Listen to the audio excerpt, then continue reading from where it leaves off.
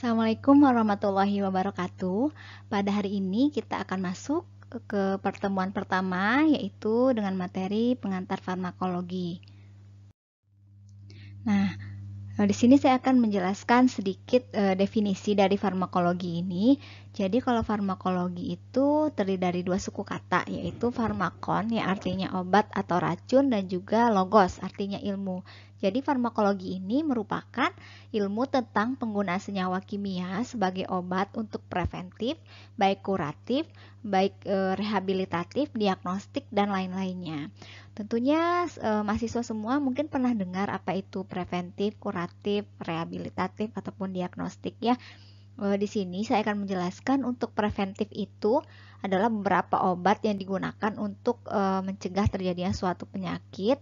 Kemudian kuratif itu obat-obatan yang digunakan untuk mengobati suatu penyakit, dan juga ada rehabilitatif, itu artinya obat-obatan yang digunakan untuk menjaga fungsi tubuh atau memelihara fungsi tubuh agar tidak mengalami penyakit yang serupa kembali. Ini ada beberapa cabang ilmu dari farmakologi. Ada farmakodinamik. Ini yang dipelajari adalah efek obat terhadap tubuh manusia. Selanjutnya ada farmakokinetik. Yang dipelajari di sini adalah nasib obat di dalam tubuh yang terdiri dari ADME atau disingkat ATME, yaitu absorpsi, distribusi, metabolisme, dan juga ekskresi. Selanjutnya ada farmasetik, mungkin sudah pernah tahu ya karena di semester sebelumnya sudah ada belajar tentang farmasetika. Di sini adalah mempelajari teknik peracikan ataupun dispensing obat, formulasi, dan juga ada interaksi fisika kimia. Selanjutnya ada ilmu farmakoterapi, yaitu ilmu yang menggunakan obat terhadap suatu penyakit. Selanjutnya ada farmakognosi. Di sini dipelajari adalah tumbuhan obat yang digunakan sebagai pengobatan penyakit. Dan juga ada farmakovigilance yang terakhir ya, adalah ilmu yang mempelajari kejadian efek samping atau interaksi obat pada pasien. Mari kita bahas dulu mengenai farmakologi eksperimental. Jadi farmakologi eksperimental ini nanti akan mempelajari bagaimana pengaruh suatu obat terhadap manusia. Nah, tentunya ini sebelum diujikan secara klinis terhadap manusia itu perlu dilakukan uji preklinik, yaitu menggunakan hewan uji. Contoh beberapa uji yang bisa dilakukan secara eksperimental dan menggunakan hewan uji yaitu uji antiinflamasi, uji analgetik, uji diuretik, dan masih banyak uji-uji lainnya ya. Hampir semua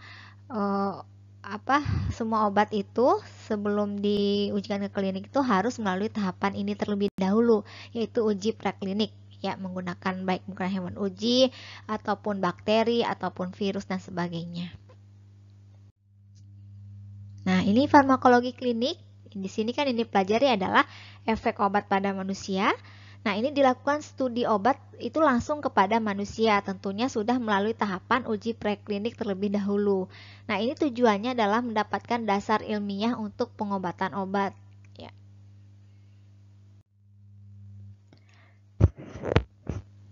Kemudian farmakoterapi adalah ilmu yang berhubungan dengan penggunaan obat dalam pencegahan ataupun pengobatan suatu penyakit.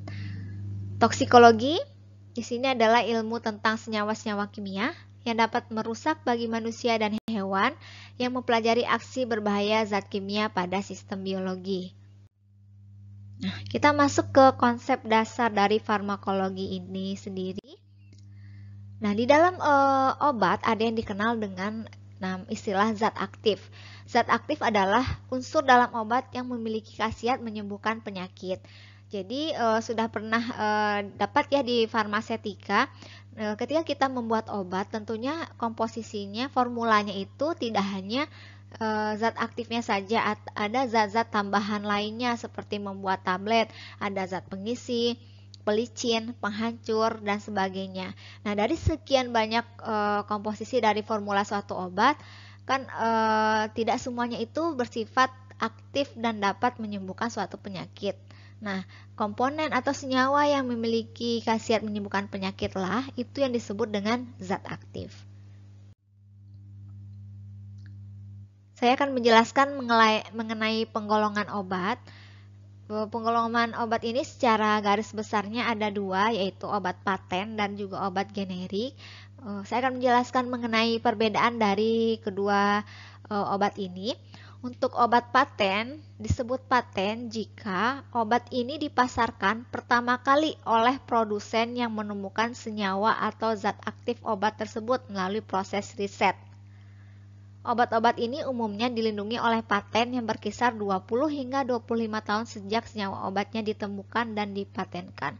Ini maksudnya adalah jika suatu riset menemukan suatu senyawa baru, obat baru, kemudian dengan bekerja sama dengan suatu industri farmasi diproduksilah obat ini.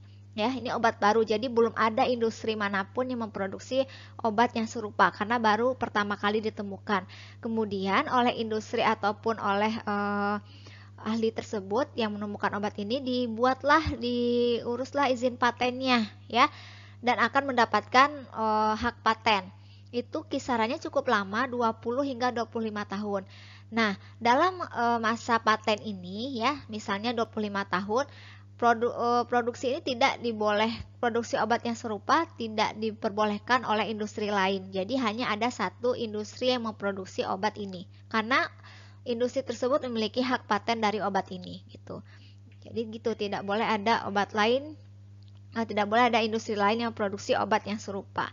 Nah, kapan bolehnya industri farmasi lain itu memproduksi obat dengan zat aktif yang sama, yaitu jika masa patennya itu sudah habis, ya, oleh industri yang dapat memproduksi patennya itu.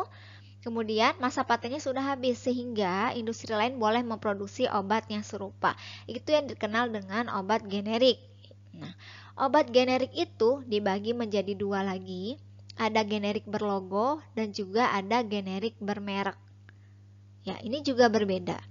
Kalau obat generik berlogo itu biasanya mencantumkan nama obatnya itu berdasarkan nama sesuai zat aktifnya yang ada di Farmakopeia Indonesia.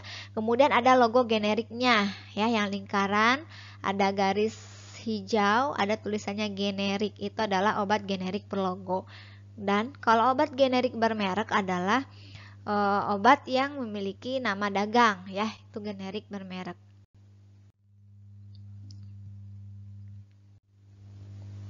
Saya akan melanjutkan menjelaskan mengenai mekanisme kerja obat. Jadi obat itu tentunya memiliki mekanisme kerja di dalam tubuh sehingga dapat menimbulkan efek. Nah, tujuan mempelajari mekanisme kerja obat ini adalah untuk meneliti efek utama obat. Jadi obat itu memiliki efek utama dan juga efek lainnya, ya. Itu harus bisa dipelajari di sini. Kemudian mengetahui interaksi obat dan sel sehingga dapat menimbulkan suatu efek yang diinginkan.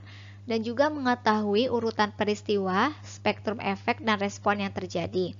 Nah, ini merupakan, ya, dasar terapi rasional dan sintesis obat baru. Ya, jika kita mengetahui efek utamanya bagaimana, interaksi obatnya dengan sel bagaimana, dan bagaimana urutan peristiwanya. Nah, ini ya yang dapat menjadikan obat tersebut kita mengetahui terapi rasionalnya. Kemudian ada istilah efek samping obat. Ini adalah respon terhadap suatu obat yang merugikan dan tidak diinginkan dan yang terjadi pada dosis biasanya digunakan pada manusia. Artinya, seseorang yang menggunakan obat dengan dosis yang wajar atau dosis yang lazim, kemudian timbullah efek yang tidak diinginkan. Nah, itu adalah efek samping obat. Berbeda halnya jika dosisnya itu tidak sesuai, misalnya dosisnya terlalu berlebihan, tidak sesuai dengan dosis lazim yang dianjurkan. Kemudian timbul efek, itu bukan disebut dengan efek samping, melainkan bisa disebut dengan efek toksik atau racun. Itu bedanya, ya. Faktor-faktor yang mempengaruhi khasiat obat itu ada banyak, ada beberapa maksudnya. Yang pertama ada umur. Kenapa umur bisa mempengaruhi faktor khasiat obat? Karena terkait dengan perkembangan sistem tubuh yang ada pada individu tersebut. Misalnya pediatrik, ya. Pediatrik tentunya masih melalui tahapan perkembangan sistem organnya gitu. Di sini yang disebut pediatrik adalah neonatus atau bayi baru lahir, itu kisaran usianya 0 sampai 28 hari, itu disebut dengan neonatus. Kemudian bayi dan juga anak-anak itu kategorinya adalah pediatrik. Selanjutnya dewasa muda, itu umur dewasa pada umumnya, dan juga yang terakhir geriatrik, itu pasien lansia ya. Di sini kenapa yang geriatrik juga mempengaruhi khasiat obat, karena kalau sudah usia lanjut, tubuh kita itu mengalami penurunan fungsi organnya, kebalikan dengan pediatrik tersebut.